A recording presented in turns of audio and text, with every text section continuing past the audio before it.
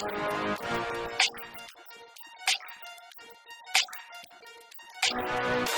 everybody, this is Think Global, and this is the December edition of this podcast. So, John, we want to begin by saying a Merry Christmas to everyone out there. Yeah, 'tis the season. 'Tis the season to be jolly. Okay. I think that's what it is. Anyway, yeah, so it is a season to be jolly. And actually, man, I'm kind of feeling good this year about this. Yeah, it's I don't fun. know. I don't know if it was because Thanksgiving was so late or what, but here we are in the Christmas season, and boy, lights are up. Man, we've had our Christmas tree up for a long time because of our travel schedule and everything, but we didn't light it, at the first part of November. But we are now turning on our Christmas lights. I figured out the Amazon thing, with Alexa, like, hey, turn on the Christmas lights. That was a chore for me. You're so high tech. Well, it's easy, but man, I did figure it out, so that's kind of fun. Just tell Alexa to turn on the Christmas lights. We do that every night now, and it's getting colder outside, and we're still waiting for snow in Colorado. Yeah, we haven't had a lot of snow yet. So South of us in Colorado, they've had a ton of snow, right, but we have escaped that. But yeah, it's that time of the year. It's really fun. Cool coffee drinks out there. Yeah. I'm listening to some great Christmas vibes that the producer of this show has passed on to me, which is kind of cool. That must be nice. It is. Wow, I wonder if she would give those to me. I bet she funny that would. You have those, but I don't. Yeah, since she works for you. Anyway, that would be awesome. But anyway, yeah, it's fun. Great time of the year to listen to music. Went home last night. Lynn was cooking up some stuff for a gathering, and man, she had her Christmas music just jamming. It was fun. That's fun. It was fun. I love that. Anyway, it's a great time of the year. So to all of our people out there, friends out there, Merry Christmas. We hope it's a great season for you. Sometimes busy, sometimes challenging, but there's a lot of joy to be found in the Christmas season. There really is. Yeah. And wherever you live around the world, there's joy to be found and celebrations to be had. And it's not just because we have the comforts of America. I've always enjoyed how Christmas is celebrated all over the world. Yeah. And we talked about that actually a year ago. If you want to hear some of that, go back a year and listen to that podcast. But maybe it was in prep for the Christmas season or thinking about this podcast. I don't know what it was, but I started thinking about when I lived in China. We often talk about like there's homesickness or loneliness because I'm away from family. I have the fondest memories of holidays when I lived in China. Being around community, experiencing different ways of celebrating the holidays. And I lived in Beijing, so we often had a cold or white Christmas. Yeah. I just enjoyed it. I don't have memories of homesickness or loneliness from those years. I have really fond, enjoyable memories. Right. In a way, actually, celebrating Christmas globally can kind of highlight like why is Christmas so significant? Yeah. And so it kind of amplifies what it gets us out of some of the trappings that we cling to, and it kind of brings it down to the raw reality of it. Like, yes, this is a great celebration. So anyway, but today we're not talking about Christmas, are we? We're not. We wanted to talk about a topic that comes up often, and obviously we wanted to acknowledge Christmas because it's December and that's fun, and we want to do that. But today's topic is actually just completely different, nothing to do with the holidays, but we get asked about this all the time. Literally all the time. All the time. Yeah. And so part of what brought this up, you and I were just recently in Morocco a couple of weeks ago, and we took a small group over there that wanted to see the kind of work that we get to do and meet the people that we get to work with.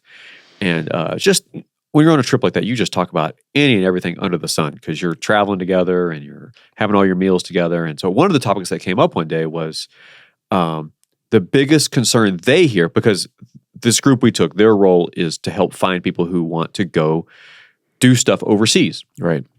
And they said one of the things that we hear all the time from the people that we're trying to send overseas is my parents are concerned, or my parents want to know how I'm going to stay safe, or my parents think it's not safe and so they don't want me to go. Right. And so not only do we hear that all the time, but then this group that we took to Morocco, they're saying that's what they hear all the time. So we thought, let's do a podcast about that. Yeah. Let's just talk about that. Right. We get to work all over the world. We have friends and colleagues all over the world. We've addressed this question. It's not a new question. It's some people might think, oh, that's a new thought. post-COVID or with Gen Z because of the snowplow parenting or the whatever. But this has been going on from the beginning. Right. So there's always fear, I think, that people feel with going to a new place. Yeah. Like, especially when it's a cross-cultural place or, outside of your passport country. Like I would actually say at this point right now, I think we erect false senses of security because, okay, I know where I live, and what people and I feel safe here, and I don't want to travel globally because it's not safe there.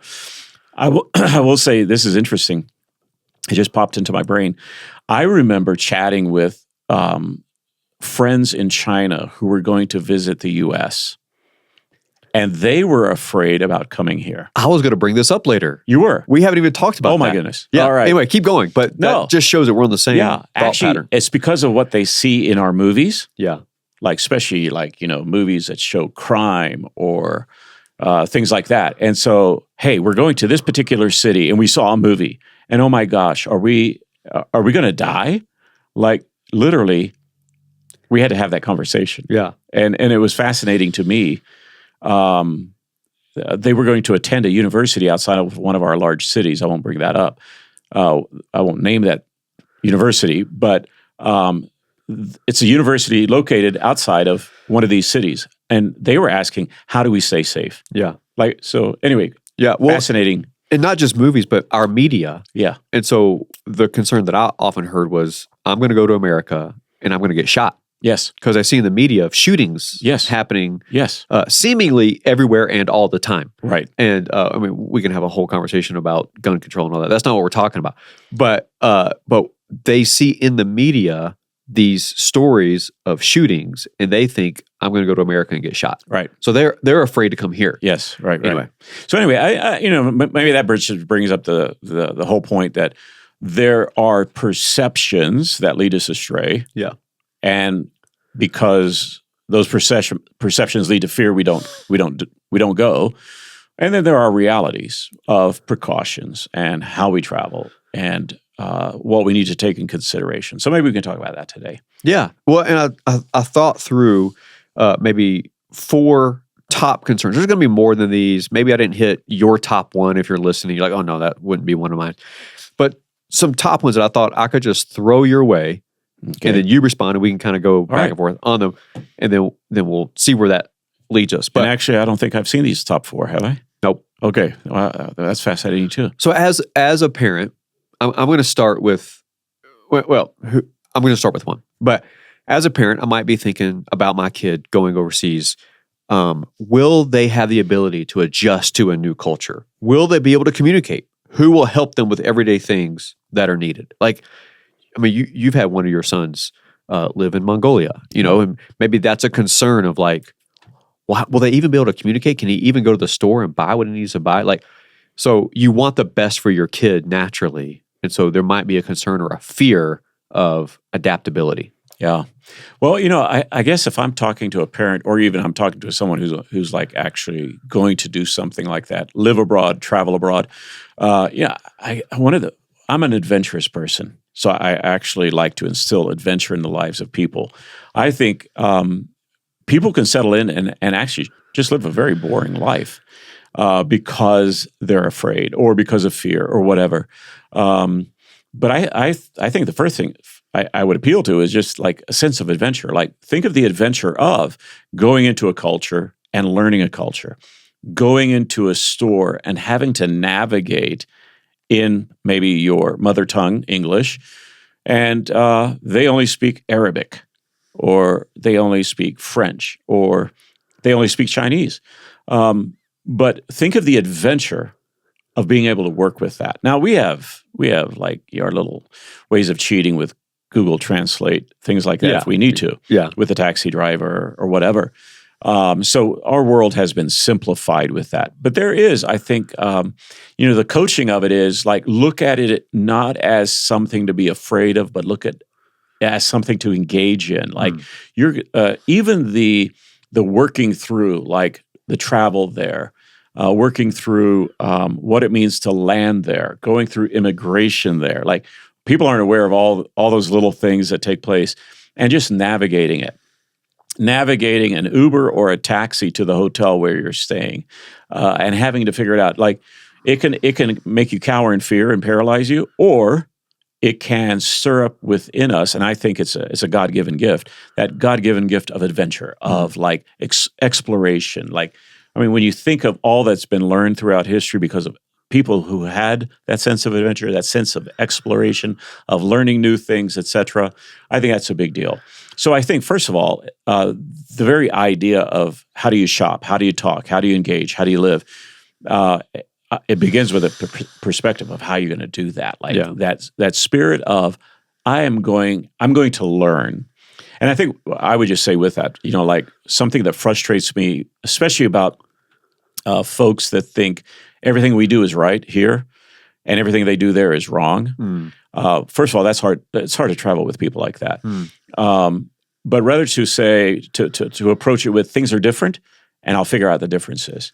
And I want to walk into a culture and appreciate the differences, not trying to change the differences, right? Yeah. And so you just go in as a learner. You go in as a person who wants to explore, as a person who has a sense of adventure. Now, with that, depending on where you're going, maybe this is where your other questions are going to go.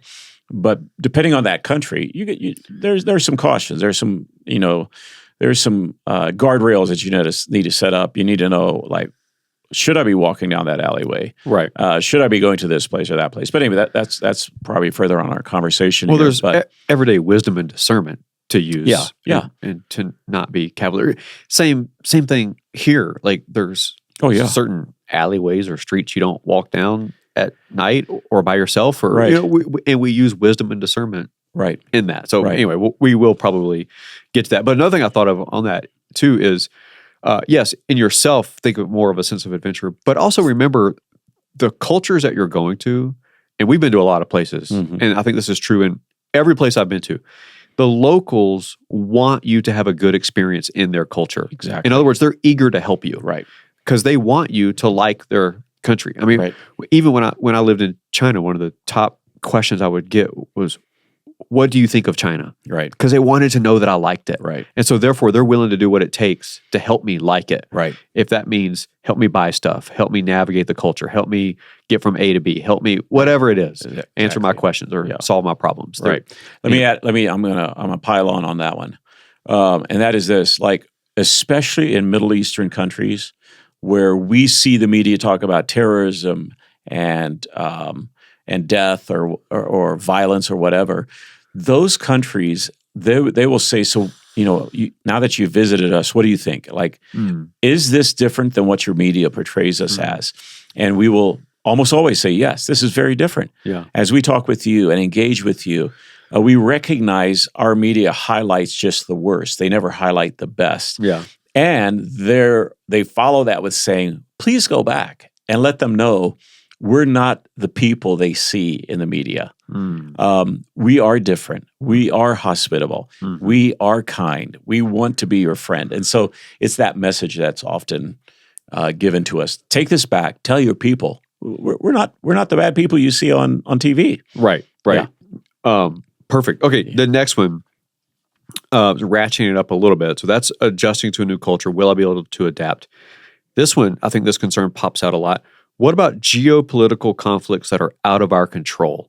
Like, what happens when something happens? Yeah. I was just reading yesterday about all these big protests and riots in Georgia, the country of Georgia, not the state of Georgia. We've seen stuff happen in Lebanon over the last year. Stuff's happening all over the world, and it could pop up seemingly at any time in any place. So that's why I say out of our control. Right. Like we don't get to control what happens at government levels that sparks conflicts or whatever might happen. So we're seeing a lot going on in Syria right now. Right. At the time of this recording, there's quite a bit of conflict bubbling up out of Syria, seemingly out of nowhere, seemingly out of our control. How do we address that with concerned parents and loved ones? Yeah. So, like, are you asking like what do we do organizationally, like to handle that, or and what should our mindset be about that? How do we handle that, and what is a mindset going into potentially hostile places, and not just hostile places, because we can see this can happen really anywhere. It could happen here. I mean, New York City. Yeah, it does happen Chicago, here. Yeah. Okay, well, one of the things we do, and we're both in leadership here at this organization, but we take seriously everywhere we go. Yeah. For example, a motorcycle accident can be a serious situation. Mm-hmm. So, do we have a plan? Have we thought through the implications of the what ifs? Now, we can never answer all of the what ifs, but we do try to deploy people, send people, and when we travel, we have a plan. Like we have just this natural. It's second nature to us now. Like where you sit, where you walk. Like would you sit with your back in a hostile place, with your back to the window of the cafe, not knowing what's going on outside?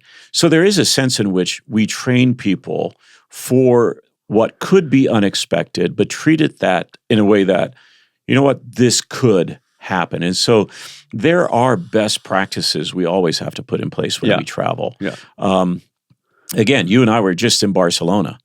And my little best practice, especially on that one street with all the tourism and and there's crime that takes place there. It's typically pickpocketing. Yeah. My best practice is take my wallet out of my back pocket, put it in my front pocket. Right. And I think you and I both did that instinctively when we got out of the taxi. Exactly. Like That's right. It's just what we do. Yeah. And so you begin to pick up on that. And so I think if people are traveling places for the first time that potentially have that, what are the best practices of travel? There's so much information out there on, be careful of this, watch out for that, be aware of this. Like one of the basic things we tell our people when they travel, or you and I when we travel, is if all of a sudden there is a riot that erupts, the natural inclination of our generation and our people here is grab your cell phone, run up there and record it. And that's actually the worst thing you can do. Yeah. What you do is you turn the other way and walk away. Yeah. And so, and sometimes it means you stay in your hotel room. Or sometimes when our people are living there, you stay in your apartment. Like you don't go out and try to engage in a situation that is a potentially dangerous situation, because those things do erupt. And we've had that happen, with our people. And we call it hunkering down. And so we hunker down and we wait for calm, we wait for peace, and then we navigate it carefully. So those things do happen. Dangerous situations do take place. And sometimes an airport shuts down. Yeah. So if a person's traveling and they're just on a vacation, but in a place that has a problem, what is a backup plan? Right. And have we thought through that? For us organizationally, we have a department that just focuses on that to provide that for people. And it's best practices that through the years, groups, organizations, even the State Department has put in place practices to help us with that. And then we have local U.S. embassies or consulates.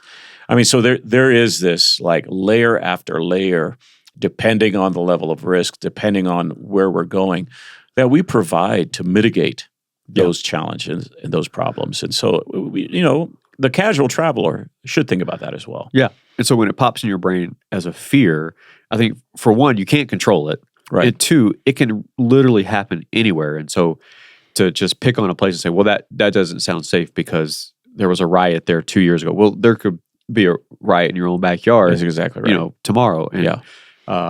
Just again, we're recording this here in December, and just yesterday there was martial law in South Korea. Right. Like where most people think, oh, that's a completely stable, safe country, modern country, Right. whatever.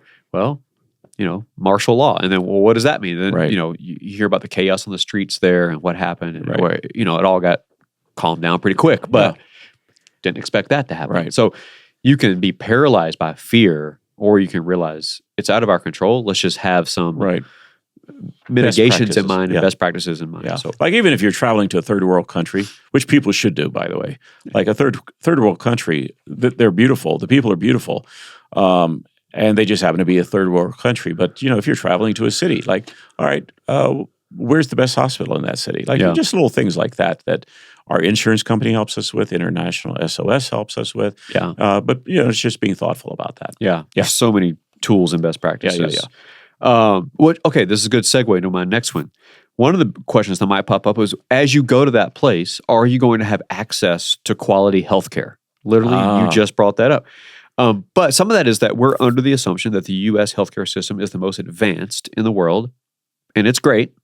And that because of that, if something does happen abroad, there won't be access to quality care. I think that's the illusion or false assumption. Right. Exactly. So anything you would say to a parent about that? Oh, yeah. Like actually to a parent or to anybody, I think one of the wonderful things, even you and I heard about yesterday, was in a country where we would have never, ever expected a good hospital to be located. Some of the people who we have in that country right now had to go to the hospital, had to get some blood work done, and they walked away saying, this hospital is finer. The doctors are globally trained, and the care that we got was better than we would have gotten back in America. That's often what we find. And obviously, when you need care, you need care. But I will throw this in there. The expense of it was, I think they said all this work, blood work and seeing the doctor, less than $10. Yes. So I know that's not the main thing you're looking for. What's the cheapest option? But that's just worth noting. Exactly. It was very inexpensive. Right. And this is not a blanket principle. Like there are countries with bad hospitals. Sure. But that one of the things countries do practice is they try to get internationally trained doctors for their population. And hospitals often are invested in. Often the investment comes from a foreign country seeking to help the healthcare there. So surprisingly, hospitals globally are better than we actually want to think. I know I do my annual checkups outside of this country for that reason, because of how quick it is. It's without a lot of red tape and the cost. I mean, it is dialed in. And again, in some places that's not the case. But it's just an awareness that I think that there is this fear that we feel because we're the best at everything. No, we're not. Yeah. Actually, we're not. I mean, where you do that checkup it's not a third world country, it's a developing country, but that hospital's top in the world. Yeah. Yep. Top 10 probably, top 20 in the world. So and everybody goes there for their annual checkups for that reason. Yeah. So anyway. All right, that's good. Yeah. But again, it's not across the board everywhere, but we would be surprised. I think we would be encouraged to know that there are great hospitals out there. But I think that goes back to your previous point around having a plan, knowing the plan. So if you are going to a place, do the research in advance. Because you don't know what's going to happen. Right. It could be anything from food poisoning to the flu or getting sick, So what's the plan? If something unexpected happens, is there healthcare in this place? If not, what's my plan of action? So you're in a third world country, Southeast Asia. How do I get to Hong Kong? How do I get to Bangkok? Something like that. Right. And just knowing a plan in advance. Even the medicines we take along. Our doctor here can give us the medicine we need for antibiotics or whatever else. Yeah. Like well, we talked about technology earlier. It's a lot of countries have pharmacies that have access to medicines that here would be prescription, but you can go in with your prescription. Right. And, what I've done in some of these places is use a translation app to actually translate the ingredients on the back of a box. Like, oh, that's the ingredient I know that I need. It's, whatever I need, ibuprofen or whatever. Yeah. And you can buy it right there. So can I just say there are smart people globally, and we need to accept it. There are smart people, smart doctors out there, smart pharmacists out there globally. They know what they're doing. Yeah. Okay. Last one. Yes. What just general everyday safety. So traffic laws are different where we go. Traffic congestion is different. I think about Vietnam. The amount of motorbikes that are on the road. And you see a picture of that, you're like, oh my gosh, that looks like the most unsafe thing I've ever seen. But it has you and I have been there a lot. It has a nice flow to it, and like people know what they're doing. But there is a general safety concern around that. So traffic, road congestion, protests and riots. We mentioned that, or the general fear of, do the people in this country dislike Americans or foreigners, and so that creates just a general safety concern. Right. Okay. So I would say understand the country where you're going. Especially when it comes to traffic laws. Are they a pedestrian-friendly traffic kind of country? Some aren't. And it's not that they're being rude. That's not the way they've been trained or coached. So you have to be careful on that. I will say this. Probably the closest call I've had in life was outside of Amsterdam in the Netherlands. And I stepped out onto a bike lane. And there are a lot of people on bicycles. Oh, yeah. And And and when they're on their bicycles, this dude was flying. I almost got smacked by a biker in the Netherlands, and and he said something to me in Dutch. I'm glad I didn't understand it. He used Dutch on me, and I thought if I would have been hit, I would have had multiple broken bones because he was going so fast. And then I realized, I just stepped out onto the bike path, and that's what that is there. So it's just a simple awareness. Like, for example, you and I travel to countries where the traffic moves in different directions. The steering wheels are on the opposite side of ours. They drive on the opposite side of our roads, so we don't look the right way or the left way as we should. Yeah, because we just haven't thought about it. Yeah. So there's just that basic principle of awareness. Like, all right, understand the laws. Are they pedestrian friendly or not? And in a place like Vietnam, what we've learned is once you make a move, don't undo the move. Like as you step out into traffic and all of a sudden you're going to back up. In Vietnam, what they've learned is you're going to walk across the traffic as they're moving along. Yeah. And they expect you to keep moving. And if you stop, they're actually aiming for where they thought you were not going to be. And so you just keep moving. So there's that basic principle there that once you make the move, you just keep on moving in that direction. And they expect to, in their thinking, the way they've grown up and lived, they're going to avoid you and move around you. And so there's just little things like that, that before you jump on a moto, figure it out. What is it like here? Like, what is the traffic? So I think it's just simple awareness. By the way, simple awareness goes a long way. And that's where sometimes as tourists, we just don't have a clue. Yeah. Like there's a simple awareness of understanding a culture, navigating the traffic, navigating what a conversation would look like when we don't understand each other, embracing it. But again, it's an awareness. It's a simple awareness that this is a different place. This is not where I grew up, and I can navigate it. They would have the same troubles if they came here. Yeah. And so it's just learning. It's taking your time. It's being patient, learning best practices.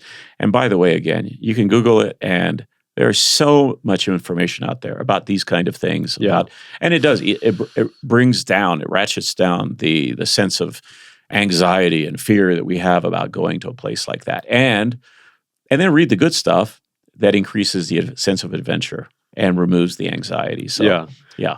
And it just going to another place doesn't inherently make that place more dangerous from like traffic than where you just came from. Right. You're just used to where you just came from. Right. You drive the same road every day. You run the same errands every day. So you have this illusion of safety because it's familiar. Yeah.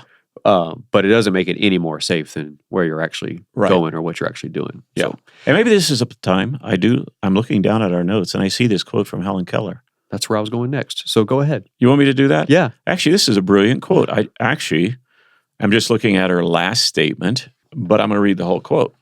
So this is from Helen Keller. And I would assume all of our listeners are aware of Helen Keller. Anyway, her life, was not just an ordinary life. But she wrote this, security is mostly a superstition.